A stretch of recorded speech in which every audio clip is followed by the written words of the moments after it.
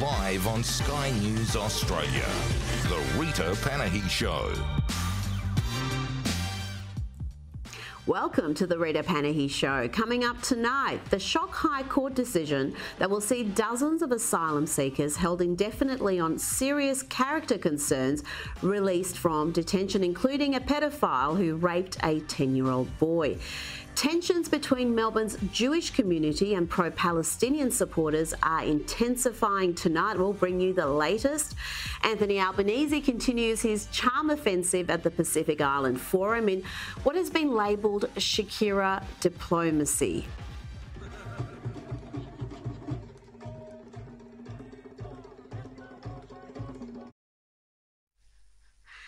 Today, the PM signed a very generous visa agreement with Tuvalu, where he made all sorts of claims about Tuvalu and catastrophic climate change. I'll be fact-checking that shortly. Meanwhile, Australians struggling with a cost of living crisis were today hit with more bad news as the RBA increased its inflation forecasts. Also on tonight's program, why is Douglas Murray the #1 trending topic on Twitter? I'll ask him when he joins me from Israel. And the unofficial Victorian opposition leader, David Limbrick, will join me in the studio. And later in the hour, we will look at the disturbing revelations about photojournalists used by the likes of CNN and the New York Times, who appear to have advanced knowledge of Hamas's barbaric attack on October 7. We have a bumper edition of Lefties Losing It, including this Sydney dude who lost it when he saw posters of kidnapped Israelis being put up. Say it again. Huh? You whited in the English that gave you the land, you animals. What's your name? Say your name. What's my name? What's your name? What's my name? You want to be proud of yourself? Oh, charming. You may have heard him say there, pay off back to North Bondi and get the F out of Newtown. And you're whiter than the English, they gave you the land, you effing animals. Dude with a thick English accent telling Sydney-siders to get the F out of his suburb. That may be what our Jewish friends call a bad case of chutzpah.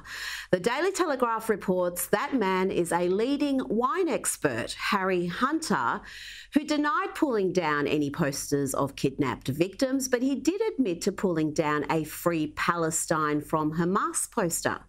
Why in God's name would somebody do that? Does he hate Palestinians? Does he not want them to be free from the tyrannical rule of Hamas terrorists?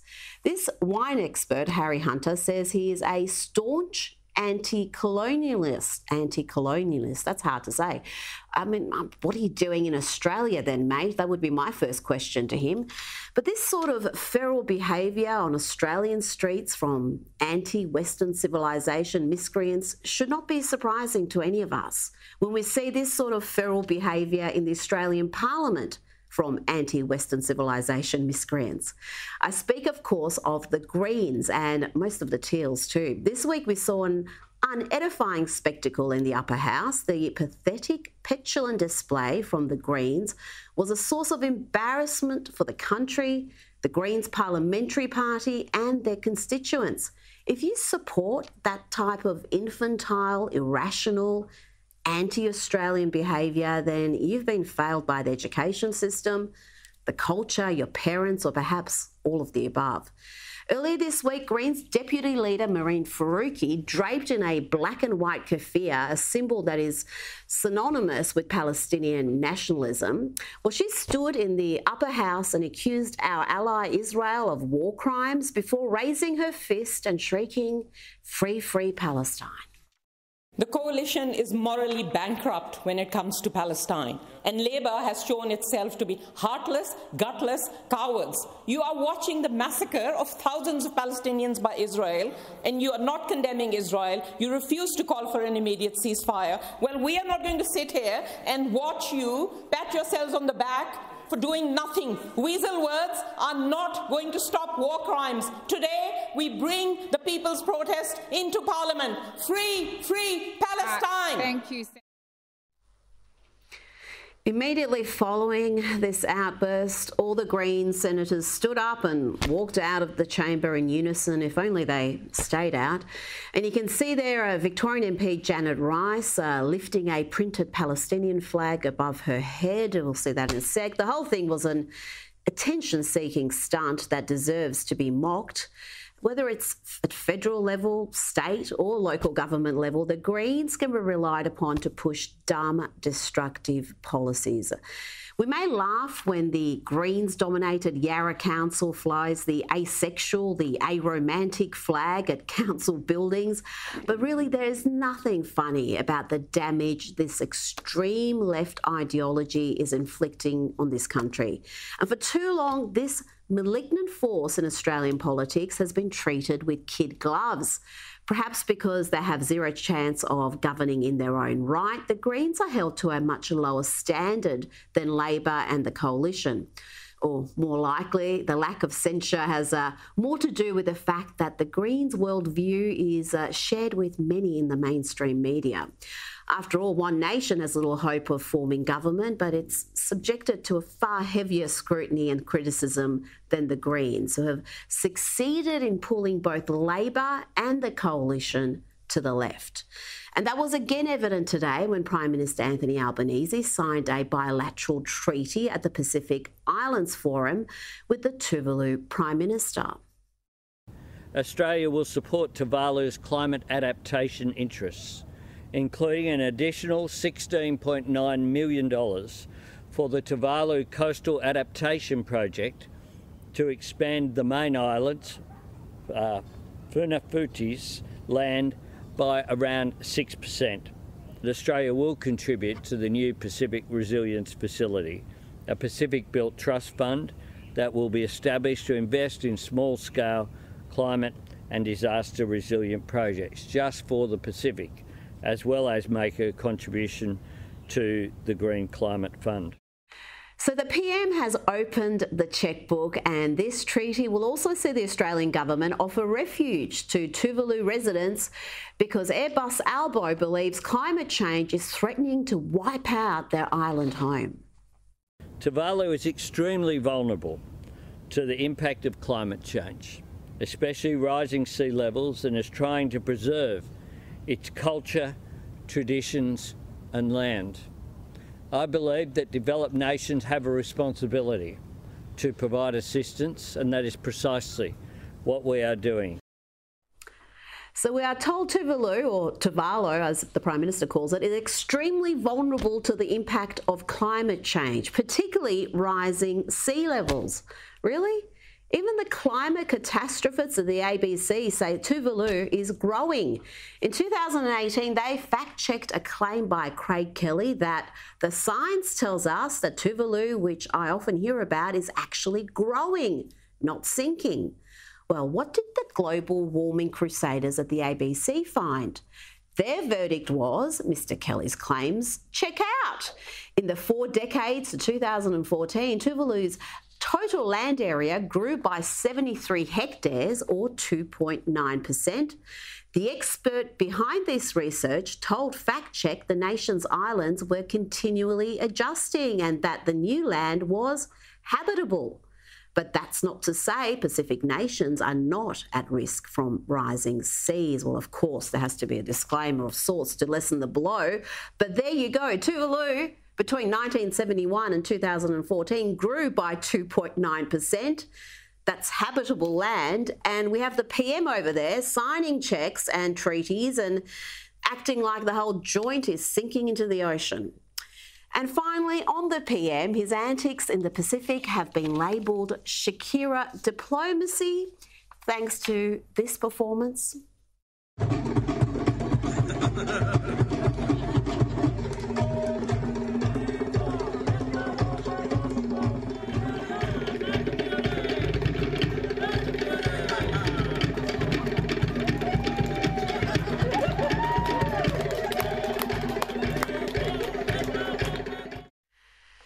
But just a word of advice for the young reporter who coined that term.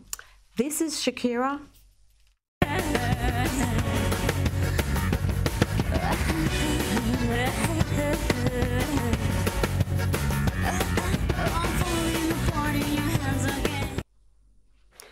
Shakira, this is Albo.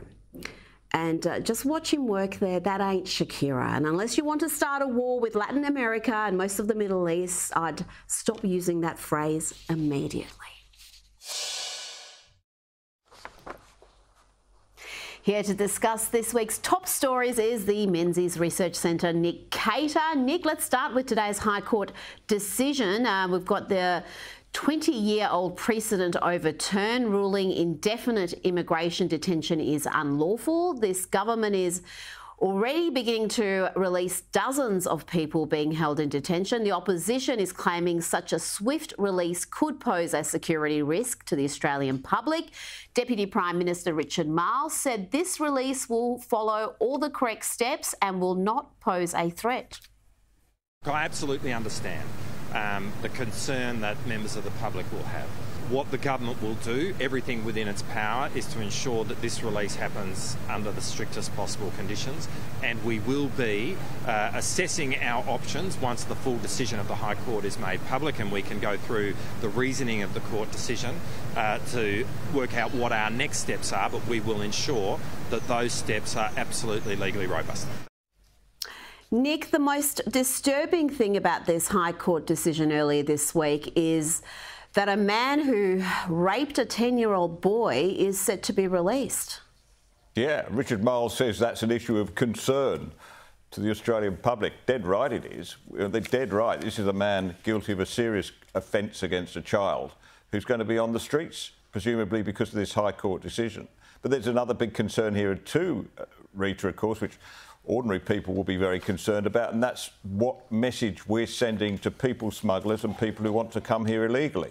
Because we know in the past that any softening at all of our regulations will have an effect on the inward migration. So there are two big matters of concern, and the question is, what's the government going to do about it, apart from just saying it's concerned? Oh, well, let's hope they've got some plans in action, because they knew this decision was coming, and you would hope they would have a plan for whatever the decision was going to be. Now, let's talk Israel. They've agreed to hold daily military pauses in Gaza, as Prime Minister Benjamin Netanyahu insists Israel does not wish to reoccupy the Palestinian territory. They're going to have, Nick, for 4 hours a day, a pause to the fighting to allow civilians to flee. US President Joe Biden is stressing there is not going to be a ceasefire. Meanwhile, we're learning that a Chinese Communist Party aligned activist hub in New York City is helping to organise pro-Palestinian, anti-Israeli protests in the US. What a shock, Nick, that China wants to see increased racial and religious tensions in the West. Yeah, what we're seeing in Gaza is a proxy war, as you know. Hamas are the immediate combatants there. But behind them is Iran and also China and Russia. I mean, this is the new axis of evil. And it is of great concern that China is having this influence in our public debate. And I worry, Rita, about TikTok. A lot of people get their news these days from TikTok, which I think is an even worse source of news than the ABC, to be honest. But, you know, I mean, if they're getting there, if TikTok is run by a Chinese company and is in charge of news on something like this, where China is deliberately trying to push the Palestinian cause and create disruption in the West, then I think this is something of great concern. Oh, TikTok is an ongoing concern on so many levels, and we really need to start taking it a lot more seriously. Now, we love Andrew Bogut on this program, the former NBA star and full-time Aussie legend. He posted this on X, formerly Twitter, about a 3-year federal government campaign addressing toxic masculinity on social media. Bogut responded with this. He said, "Dear Albo, I'll raise my 2 boys to be good people without telling them they could be toxic because of their gender. I'll raise them without your government-funded lackeys telling them they are toxic simply because of how they are born. I will, however, raise them to know just how toxic governments are. I've got to say, I back him. I am so sick of this messaging around toxic masculinity that's aimed at boys.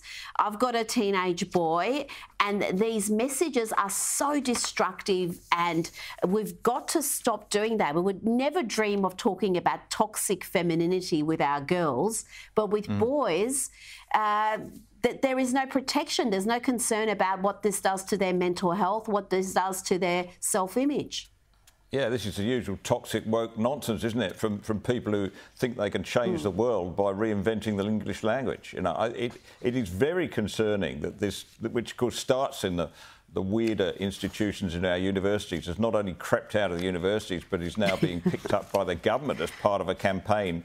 They should think long and hard about the position that many boys and teenage boys find themselves in these days, not really knowing how they're supposed to behave, how they're supposed to act. There's an increase in mental health issues and suicide issues, as you know. So, you know, I think that it's about time that if we had a government that was really had an ounce of brain or principle, they would be stamping on this language, not celebrating it. And the fact that they do it in the name of women's safety, I think, is also completely counterproductive, because linking this stuff with women's safety, when that is a real issue, a serious issue that deserves a far greater response than a program about toxic masculinity. Now, before we go, this data was highlighted today by Shadow Minister for Social Services, Michael Sukkar. He points out that while Albo was obsessing about The Voice, Australia was experiencing the worst collapse of real household income in the developed world. Let's have a look at this graph. It shows real household gross disposable income per capita has gone backwards by more than 5% in Australia. Australia is the one at the top there in red, much more than Ireland and Austria and Canada and others, which also went backwards. But many other countries you can see there, Nick, like France, UK, Spain, saw increases. Australia has really taken a hit. Yeah, it has, Rita, with you know, families in particular, and mortgage holders, of course, have been hit by this really hard. You know, roughly a third of households who have mortgages, they've been taking the big hit on this for inflation and interest rate rises up yet again. But this is a serious matter. It's not evenly distributed, of course. You know, you can walk around Mossman or those sort of areas and you wouldn't even know it. But, you know, you go to other places in Australia where people do know the price of bread. They do know what it's like to have to put $200 worth of fuel in a Hilux. You know, this is really serious now for households and families, the very people that we should be looking after. And the fact that the Albanese government doesn't seem to have anything to say to them, let alone anything useful to say, I think is really a great shame. Absolutely. Nick Cater, thank you so much for your time this evening. Thank you. As we do every week, it's time to speak to the author of international bestsellers, including The War on the West, The Strange Death of Europe, and The Madness of Crowds, Douglas Murray. Douglas, you've been the #1 trending topic in Australia for several days now. You're in Israel, and a clip of you went viral recently when, during an interview, you had to take cover due to a Hamas rocket. And so I want to take you back to the statement you were in the middle of making. You were saying that the comparisons between Hamas and the Nazis is insufficient. Are you really saying that Hamas are worse than the Nazis? Well, I am, yes, in one way in particular, which is that as anyone who's seen the result of the atrocities of the 7th of October will know, and anyone who's seen the raw footage from that day will know, there's an oddity about Hamas which just needs to be highlighted better. And that is this, you know, everybody talks about the Nazis, everyone in our era in Australia and Britain, and Europe and America and the West, they seem to think the Nazis is the only point of comparison. But for once, there is a comparison worth making, because the Nazis, even the SS battalions who were shooting Jews in the back of the head and kicking them into ditches, had to get very drunk in the evening to try to forget what they were doing. There were the people who did these atrocities mainly, it seems, although they were completely guilty of them, did feel some shame for them. Remember that the Nazis even tried to cover over Treblinka death camp as they retreated. Now, there's a difference, which is that the Hamas terrorists of October the 7th actually rejoiced in their acts of evil as they were carrying out. They actually boasted about them. In one now quite famous call, one of the people who had just killed 10 Jewish people in their homes phones back to his parents in the Gaza and says, Father, you should be so proud. Your son has killed 10 Jews with his own hands. Get mother on the phone. That is an order of evil and just sadism that, as I say, for once, it's not hyperbole to say even the Nazis in the main didn't behave like this. Yes, that sadism we saw with Islamic State as well, and their attack against the Yazidis, the barbarity of it. And you're right, the Nazis, evil as they were, they did try to hide their evil. There was some shame there.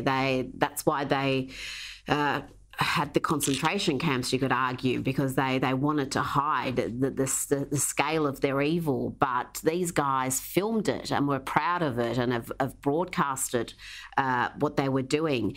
Now, the British Home Secretary, Suella Braverman, has penned a column for The Times, arguing that there is a perception that senior police officers are playing favourites when it comes to protesters. They can be very heavy-handed when it comes to some protesters on the right side of politics, but they do not want to upset pro-Palestinian protesters, BLM, climate change activists, for example. What did you make of this piece by Braverman? I thought it was a much-needed intervention. Suella Braverman is one of the few brave people in British politics. She actually speaks for the majority of the British public, in my view. And she's completely right simply on this issue of policing. You know, we've seen in recent years, first of all, when the BLM protests went on in London, which got very unpleasant, we had officers of the Metropolitan Police taking the knee when the crowd insisted that they do so, and they actually did. In that, you know, that gesture that people did at the time. Oh, yes. As a sort of kowtowing gesture. They actually did that. We've seen Extinction Rebellion and other eco-loon protests where the police have actually, I mean, there was one protest, they shut down a bridge in London, and there was video of a policeman actually sort of like getting on a skateboard and playing with the activists instead of wrenching them off the roads and getting them arrested. There's no doubt that there's a double standard in policing, and we've seen it in spades in recent weeks with the anti-Israel demonstrations in London and across the UK. You know, people have been threatened with arrest if they go near these protests carrying an English or a British flag, because that would be, Rita, inflammatory.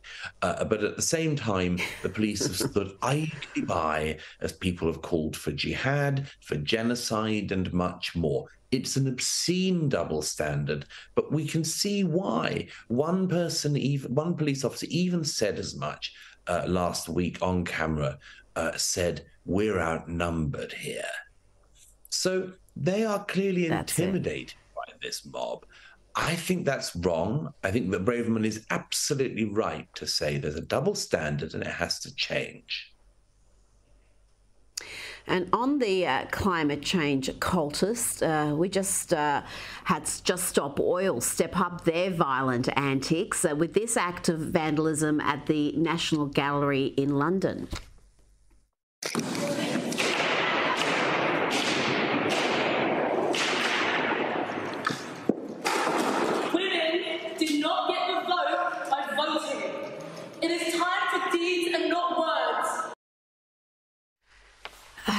They are becoming more destructive, Douglas. It used to be paint, now they're taking sledgehammers to these paintings. It's unbelievable to view, of course. I mean, it's just appalling. This particular painting that was attacked, the Rokeby Venus of Velázquez, was attacked before. It was slashed in 1914 by a suffragette.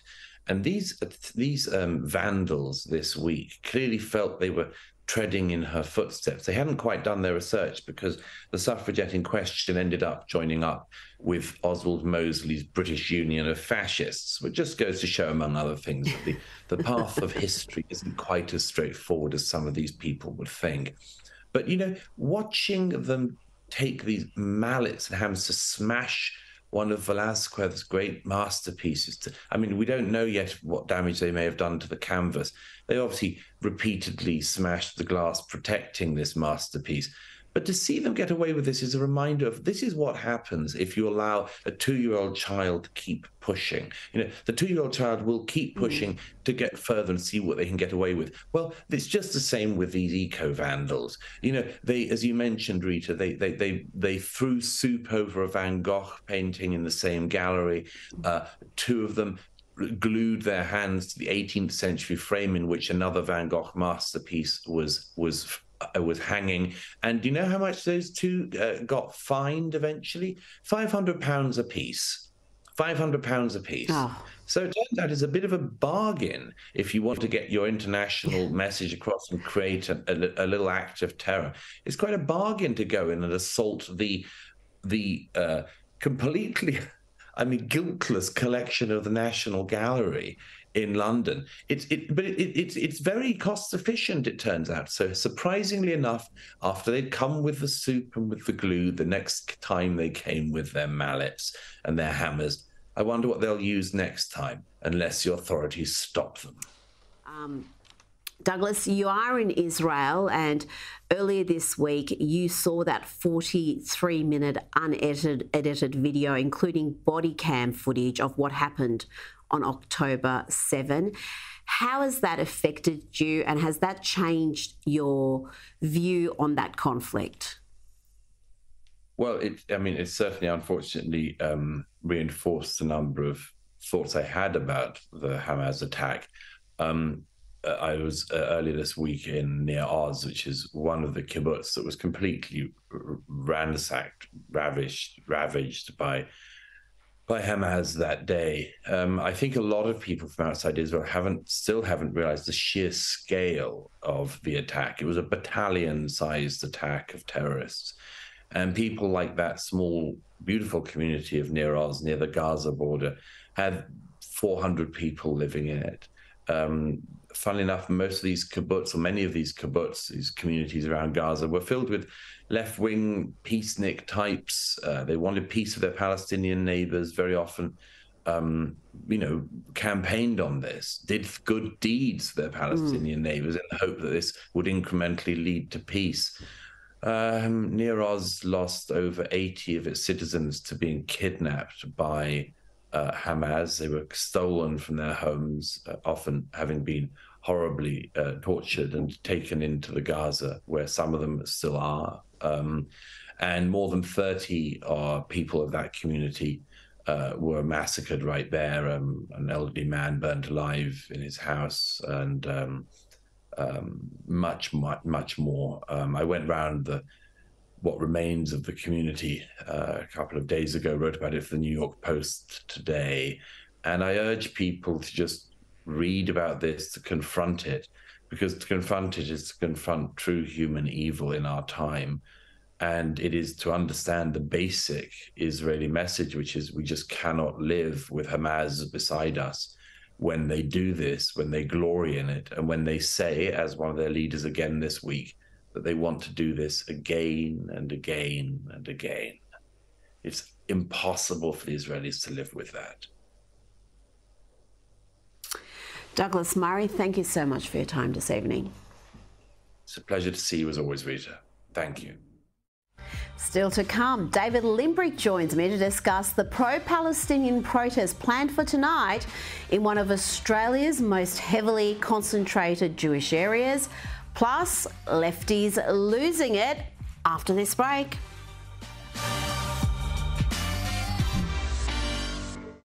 Welcome back. Libertarian MP David Limbrick, the unofficial opposition leader in Victoria, has introduced a bill to repeal a 40-year-old ban on nuclear energy in Victoria. Next week, the Nuclear Activities Prohibition Bill will be debated in the Victorian Parliament. David Limbrick joins me now. David, we know now that the majority of Australians are in favour of building nuclear power plants to generate cheap, clean energy. Even the left-leaning Essential poll, which is commissioned by The Guardian, found that out. So that's no guarantee, though, that we're going to actually have this bill passing. Can you even count on the Victorian Libs for support when this comes up for a vote? Well, look, I can't speak for the Libs, but I do know that there's a number of their MPs that are really keen on lifting this prohibition in Victoria. And my concern on this prohibition in Victoria is not just about energy. There's other things in the short term that are causing problems for Victoria right now. We're missing out on opportunities. The AUKUS sub deal, the nuclear subs. No one's going to do maintenance in Victoria with that prohibition. Mineral sands projects. It's my understanding that mining companies are scared to build processing facilities in case they trip this prohibition. And also space exploration. If we want to develop a space industry, they use nuclear batteries for space probes. We're cutting ourselves out of so many opportunities. I think it's time for this prohibition to go. And these are advanced industries with high-paying jobs, the sort of industries that you want to attract into the state, Absolutely. And we're repelling them. Yeah, absolutely. I mean, we've already got some nuclear technology in Victoria with the cyclotron. We've got lots of universities that could train nuclear physicists, and like we have a defence industry here as well, and a sort of small space industry. I think that we need to get rid of this prohibition and say to the world, look, we're open for business now.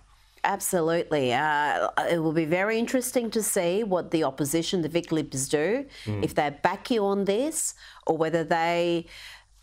they can't even back away from the treaty. We had a voice on the referendum, but Victoria voted no, and the Vic Libs still can't walk away from the treaty, their support of Labor's treaty. So this is how weak they are.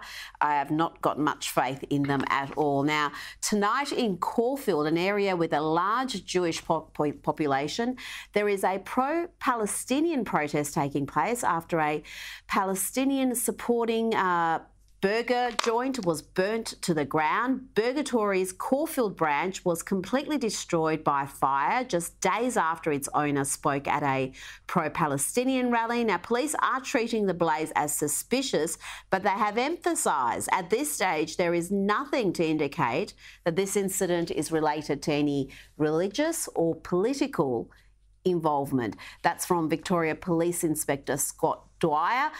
David, we do not want to see any trouble in Caulfield tonight or any other night. This is a situation that is becoming far too intense, and that's the last thing any Australian city needs. I mean, I've been absolutely shocked at the outpouring of anti-Semitism that I've seen over the last few weeks.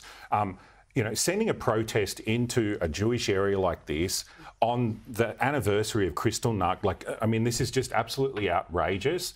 This isn't a protest, this is a confrontation. I think people need to really hold up a bit and cool their jets and think about what they're doing here, because we don't want this to escalate any further. Absolutely, and I think the owner of that business has called for the protest to stop. So hopefully the protesters are listening to that and going home. We do not want this to escalate any further. David Limbrick, always a pleasure. Thank you so much for your time tonight. Thanks for having me. Now it's time for Lefties Losing It.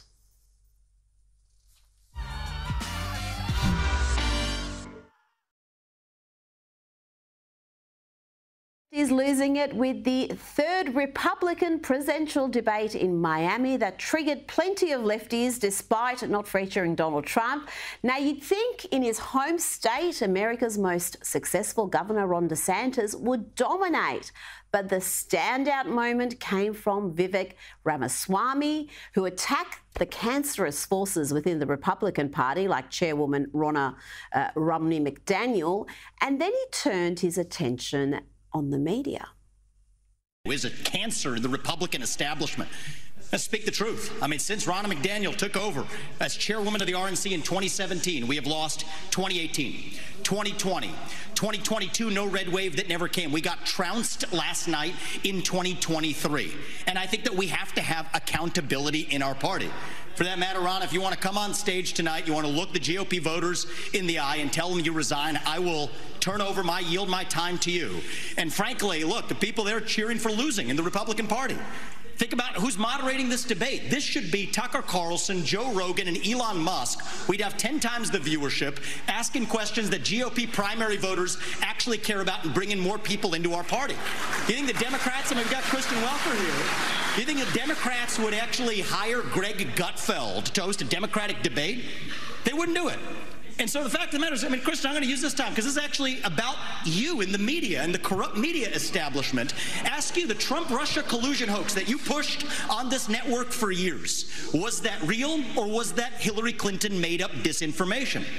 Answer the question. Go. Mr. Ross. Sorry. This is how we get our country back. We need accountability. Outstanding stuff there. That's not only saw lefties losing it, but also the rhinos, the Republicans in name only. And he was 100% right about the moderator there, grinning like a fool. She was one of the Russian collusion conspiracy theorists who ran with that story for years. Now, let's see how this lefty dude loses it, has an almighty meltdown and attacks a polite Republican poll greeter in Arlington, Virginia. Just look at the unhinged hate here. You might as well have been walking up to my head on the way to the polling station, putting a gun to my head, trying to tell me not to vote. You expect me to not take that personally? You try to overthrow elections with violence, and then you're out here among decent people? Thanks for coming out there. What do you have to say that, huh? What's on your what are your policy prescriptions? Have a nice day. Rapist rights? Yeah. Involving yourself in people's fucking families and their fucking bedrooms? It's pretty wild. You fucking animal.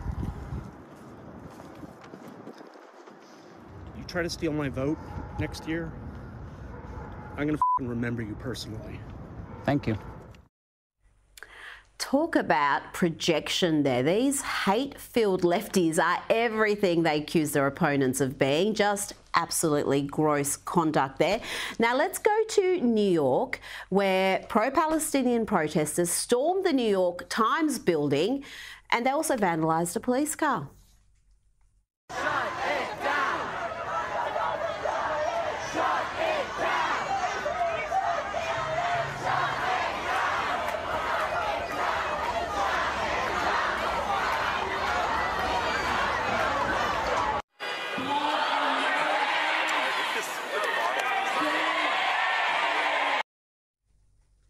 Now, here are some lefties losing it in Philadelphia. These are healthcare workers staging a die-in for Palestine.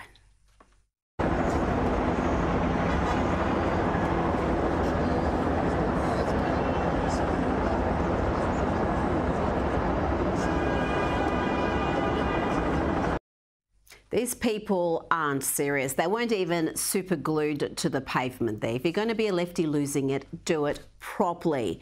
Now, don't go anywhere. Right after the break, I've got Rabbi Shmuley Bertayek on disturbing allegations that some of the world's top news agencies had photojournalists with prior knowledge of the October 7 attacks. That's after this. Welcome back. Disturbing new evidence has emerged about what occurred on October 7 and who had advanced knowledge of what would be the biggest slaughter of Jews since the Holocaust. Earlier today, the government of Israel slammed 4 international media outlets, the New York Times, CNN, the Associated Press and Reuters, over the conduct of 4 photojournalists in Gaza, Israel says these individuals had advanced knowledge of the attack by Hamas militants, which killed more than 1,400 people. The New York Times has responded, calling the claims outrageous and saying such commentary endangers journalists in both Israel and Gaza. However, the organisation Honest Reporting reveals there were photographers used by these outlets taking images as the attack was ongoing from the border area and including from inside Israel. Here we can see two of these photojournalists, not including the one who took the picture, clearly watching as an elderly Israeli woman is taken away. And footage has also emerged of a photographer holding a grenade on a motorbike, reportedly on the morning of the attack. Joining me now is author Rabbi Shmuley Bertayek. Rabbi, do these media outlets have a case to answer, or is this an attack on the free press by Israel? Washington Post columnist Megan McArdle posted this. She said, "I understand Israel's anger, but it is morally wrong and a political mistake to target journalists who rush to cover a story. Possibly some of them are complicit, I don't know, but Israel should give them the benefit of the doubt." What's your response to that? Give them the benefit of the doubt? These are media outlets that have falsely maligned Israel for decades. These are media outlets that have demonized the Jewish state for simply defending itself from another genocide, from another Holocaust. The New York Times is so biased against Israel that I, who advertise in the New York Times, am forced to raise hundreds of thousands of dollars, as we did just today, to get a message of Kristallnacht, the 85th anniversary of the beginning of the Holocaust, November 9th, 1938, because the New York Times buried the story of the Holocaust 75 years ago, all the way in the back of their newspaper. And any atrocities against Israelis are always treated as if it's just a tit for tat, rather than Israel being the free democracy and Hamas being the terrorist organization. So they don't have the benefit of the doubt, because even if it's not true, and it possibly is true, that they're stringers, that they're photojournalists, were complicit in this attack because they had knowledge of the attack, or some of them may have even participated in the attack. There's allegations that one of the journalists actually was holding a grenade on a motorbike. Even if that's not true, they don't have the benefit of the doubt because their maligning and demonization of Israel has gone on for so long. Their bias is so apparent that none of us would be surprised if they had advanced knowledge of the attack. By the way, what were New York Times, CNN, Reuters, photojournalists doing on the Gaza-Israel border at 6:30 a.m. on a Saturday morning? Were they camping out? Were they barbecuing for their families? They need to explain how they were there taking pictures if they had no advanced knowledge.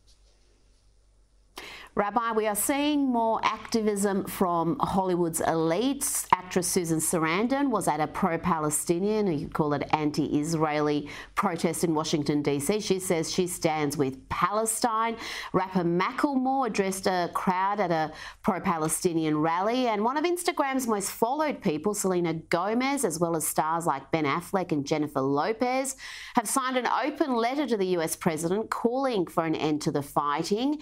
What's your response to the celebrity class, including someone like Angelina Jolie, who has worked for many years with the UN, when she says Gaza is an open-air prison and has been for close to 2 decades? If Gaza is an open-air prison, it's because Hamas are the jailers. Hamas took an election that they won in 2006, and then they squashed all elections, just like Hitler did. They run a dictatorship that brutalizes and slaughters innocent Palestinian teenage girls for having boyfriends.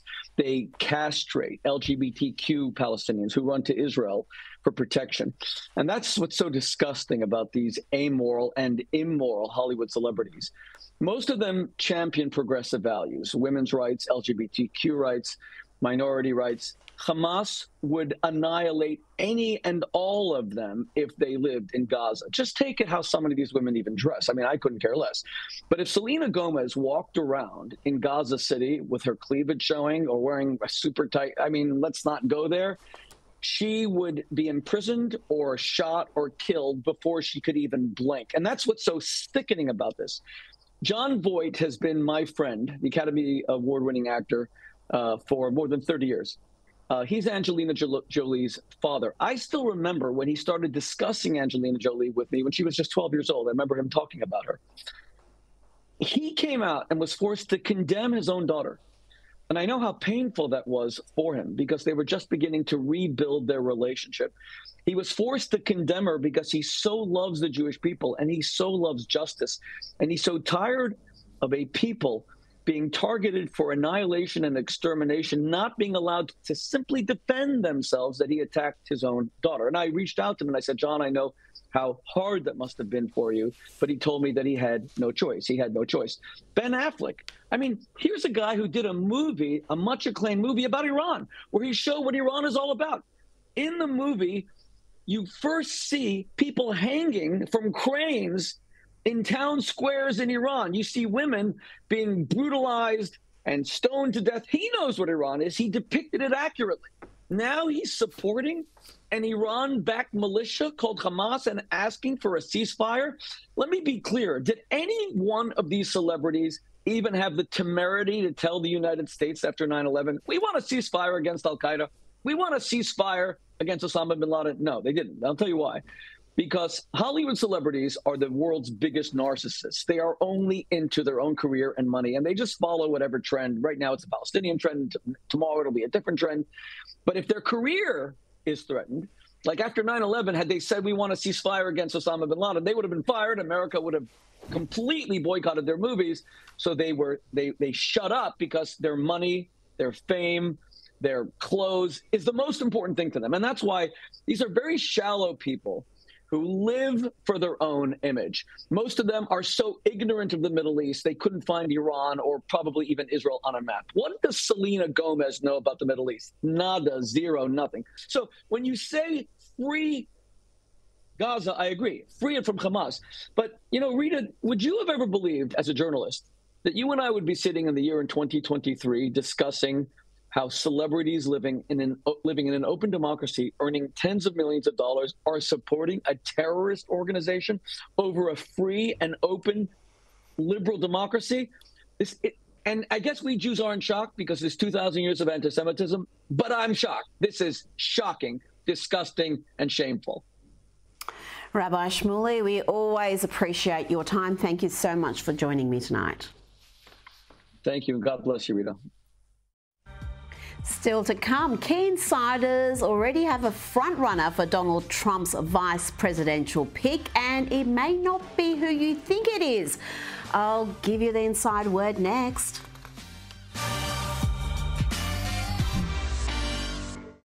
Now, before I go, let's have a look at my governor, Sarah Huckabee, governor of the great state of Arkansas, who this week endorsed Donald Trump for president in a move that a number of sage insiders say makes her the front runner to be Trump's VP pick. I know I'm upsetting a lot of Democrats by being here tonight because they like to pretend that they are the party of women. They don't like that the very first woman to ever serve as governor of Arkansas is a proud conservative Republican.